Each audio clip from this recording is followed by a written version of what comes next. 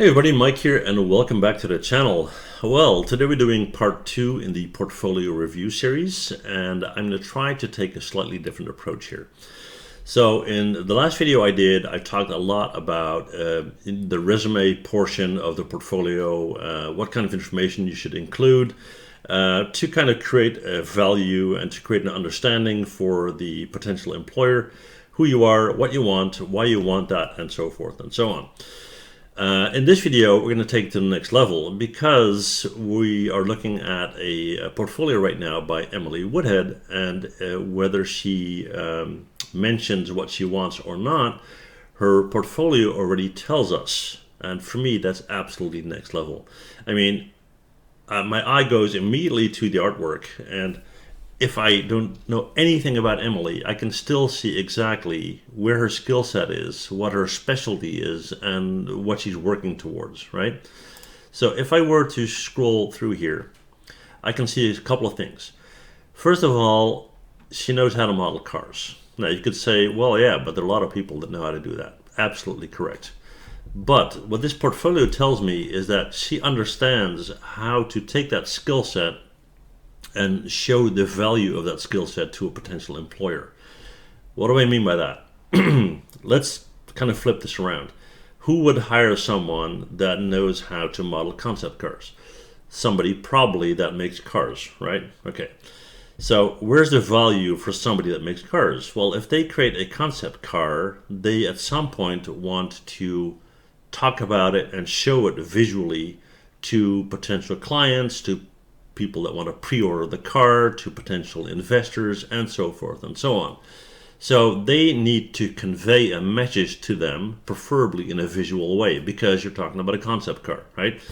So instead of just modeling a car, Emily understands how to present that skill.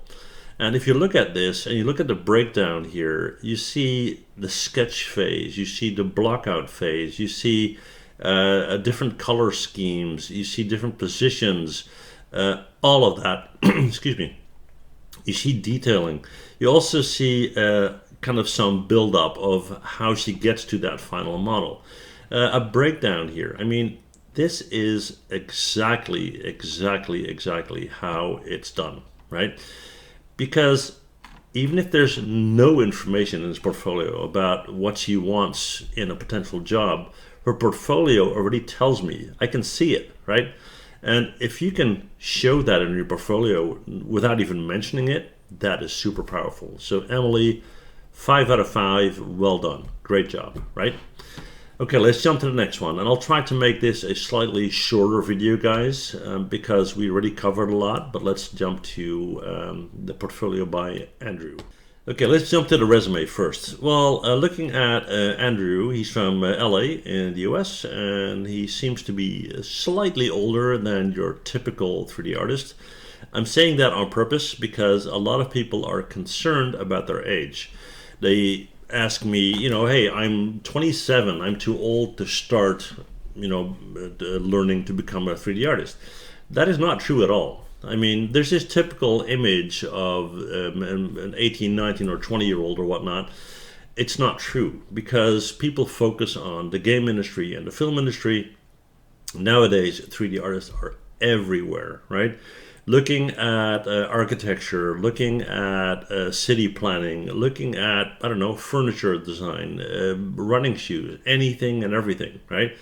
And in this specific case, Andrew has a background as an architect, and it shows in his work, right? So let's look at the About page first. Let's see, he started in 2020 after earned his master's degree in architecture. Well, that tells me a couple of things without even knowing him, right?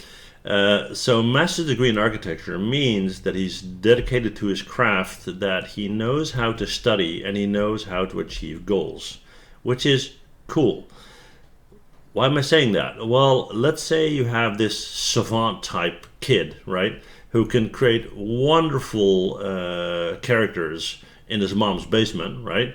But as soon as that person has to work in a team or work on a combined project, he's not going anywhere, right?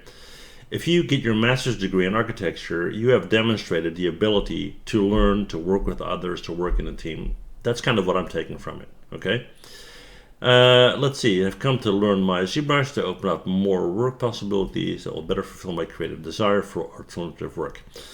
So alternative work, expanding on the scope, maybe wanting to do more than just architecture. So that kind of tells me a story, right? Okay, cool. Let's look at the work. All right.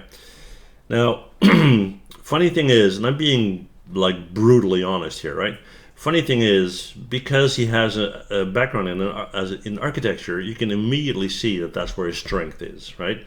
Looking at the modern, the vertical food hall here, and this poetry foundation, and this Alzheimer memory care facility, these jump out as way higher level, if you will, than, for example, this or that.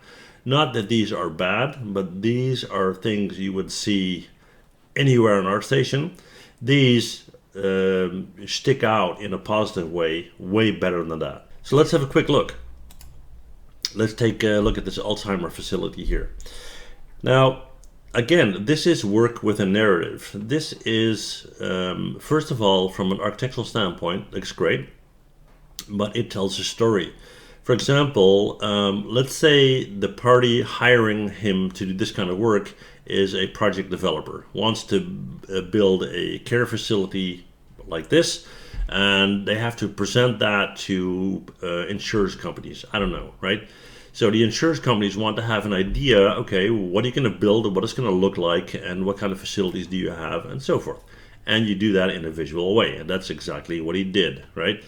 So this is kind of the inner yard, if you will, with garden space for people. This is the living quarters. We have a sense of what that looks like, and so forth, right?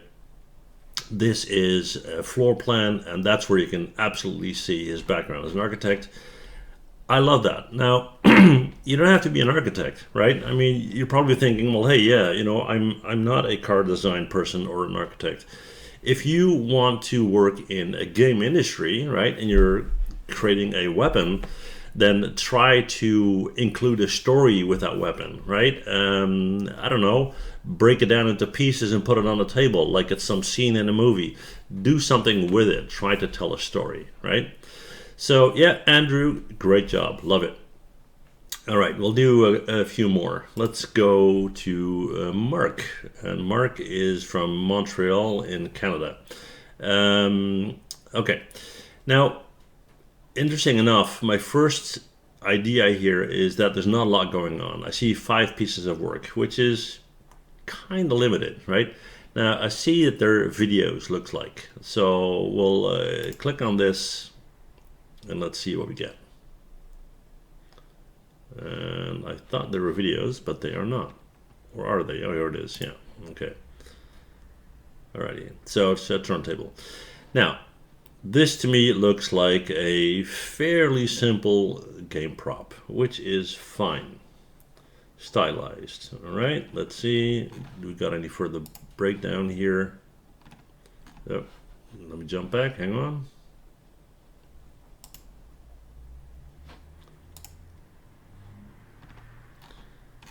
Okay, so that's it. So I don't see any wireframe or anything like that. That's fine. Let's jump over here. Let's have a look at this.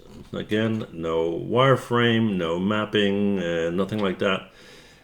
To be honest, it's not super clean either. I mean, I understand that this is probably for a, let's see, a game. Texture suspended. Okay. College assignment to model any piece of clothing. I would expect some stitching going on here, especially at the collar right there. And I don't really see any of that going on there. Maybe a logo, maybe some side stitching, anything like that. I've never seen a shirt where there are no stitches. So, just saying, right? Okay, what else? Let's see, what's this? I'll have a look. Small game level, second game I worked on. It was created by a team of 4 students. Alrighty. Okay, now, let me jump back. So, the overall feeling I get looking at the amount of work and looking at the level of work, is that there's not necessarily a lot of experience just yet, right? And that's fine because we all started there. So if that is reflected in the about page, then that is fine because there's a lot of reasons to hire somebody, for example, as an intern or to train them internally, that kind of thing, right? The good thing is that there's quite a summary here, and I didn't prepare this, so I don't know what's going on here. He's 20 years old, so he's quite young, so that kind of aligns with my idea that there's not that much experience just yet, right? Passion is to create 3D environments, so the why is covered. Also wanted to work in the... Okay, so it looks like he's very, very passionate about this, right? And what's really cool is that he mentioned that he also speaks French and Arabic. Is that important? Absolutely. It's important for a couple of reasons. For being able to work with clients in different languages, right? To understand other cultures, which can be helpful in your work as to what you are creating, but also to deal with people that are from other cultures, okay? Looking for full-time employment and contract.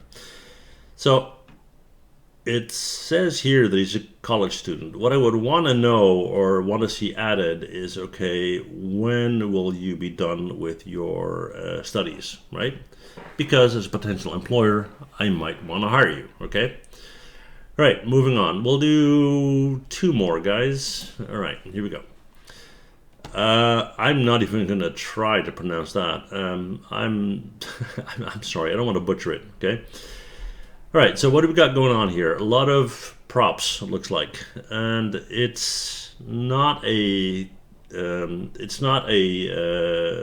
view that will tell me immediately what's going on. So let me have a look at the resume.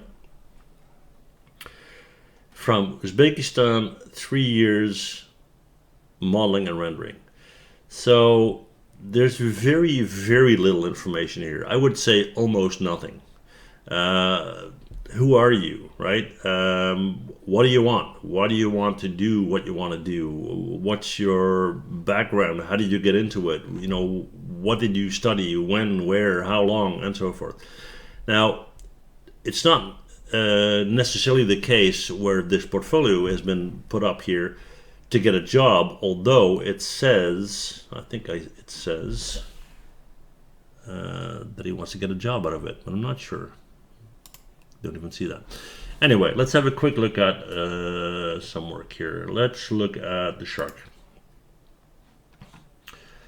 Okay, shark front side, wireframe, looks fairly clean.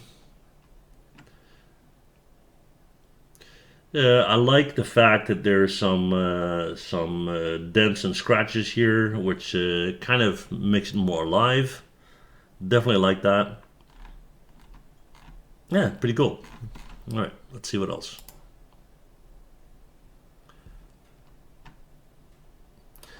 Okay, now this is quite different. And it looks like a ship. I'm having some issues here with the proportions, to be honest. But then again, it can be a style of a certain game environment. But again, it's very, very different. Let's have a look. What else we got? Okay, some environmental work. This is pretty neat. Now, my question would be, is this background modeled or is this brought in? All right, so there's that. Let's jump to one more and then we'll call it a day. Alrighty, so we have a portfolio by Money. I hope I pronounced that right. Sounds cool. Money's always good, right? 3D modeling and texturing artist. Okay, so that is what the game is. He's from Delhi, India. And the summary: I want to secure a responsible career opportunity to fully utilize my training and skills while making a significant contribution to the success of the company. Oh boy. Well, that is an extremely formal approach. Extremely. I'm not sure that people talk like that. We're in the 3D industry, and I think it would be way better to be a bit more informal. I wouldn't say something like, hey dude, or whatever like that, but Just talk the way you talk. I assume this is not how you talk on a daily level, right? And this gives a sense of that you're trying to come across as somebody that you're not, right? So just keep it real. Skills: modeling, sculpting, texturing, software. Okay, cool. Worked on productions, which is always good. Let's see, from March 2022 to present. So you are working as a texturing artist as we speak. Cool. That's good to know. All right, let's look at your portfolio. Okay, we got all sorts of stuff going on. We got different styles. Let's see, we got some character work. Now this stands out big time compared to, for example, this. So let's compare those two. Let's click on this guy and see what the information is. Wanted to improve my skills further, so I made this project following a tutorial. Okay, that's cool. Learning is always good. But then again, if you put that in your portfolio, then I don't really know what is your creativity and what is from the tutorial unless I go and watch it, right? Especially considering that this stands out so much. Now, the sculpting work looks really solid. I think that's a great job. I assume that's what you did. The model itself is probably part of that tutorial, but yeah, looks stunning. I would want to see some map breakdowns. I would want to see UVs and that kind of thing, but other than that, nice. All right. Okay, let's look at this guy down here. Okay, made this concept sofa based on okay, now that's kind of odd. You made a concept based on a concept. Well, if you got the concept, then this is not necessarily a concept. But anyway, your friend gave you the challenge to make this in 2.5 hours, and this is the result I came up with. Okay, it tells you that you can work fast. Let's have a look here. Wireframe, solid view. That's good. Good breakdown, shading. Yeah. Pillows are very, very high poly, but other than that, yeah, I think it's a good breakdown. I like the style for sure. But then again, because you base it on a concept by somebody else, it doesn't really tell me whether you are able to create concept work on your own, right? That said, you did do a good job on it for sure. Okay, so in summary, guys, we looked at a few, and it's impossible for me to do all of them. I received so many. What I want to do is quickly jump back to this portfolio right here, for the simple reason that this portfolio has a very important message for all 3D artists, and that is understand the value that the potential employer is looking for. I talked about this for this portfolio. Let's look at some other examples. I don't know, let's say you love to model running shoes. Now, what type of models would you put in your portfolio? You would put, I don't know, maybe a breakdown of the components of the shoe, right? The sole, the insole, that kind of stuff. Why? Because a potential shoe manufacturer would do the same. So look at ads for running shoes, look at how they are presented and mimic that in your portfolio. That kind of thing, right? If you are into, I don't know, machines for manufacturing purposes, show them in action, right? Animate them, show how the parts work, because that will demonstrate your knowledge of how machines actually work, right? And that's important for somebody that's going to hire you in their company. Okay. Sorry for all the rambling, guys. I wanted to put a lot of information in this video without making it an hour long. If you made it this far, thank you so much. If you enjoyed the video, you know what to do, and thank you so much for watching. And the next one is probably going to be a Maya video, right? See you guys in the next one. Bye.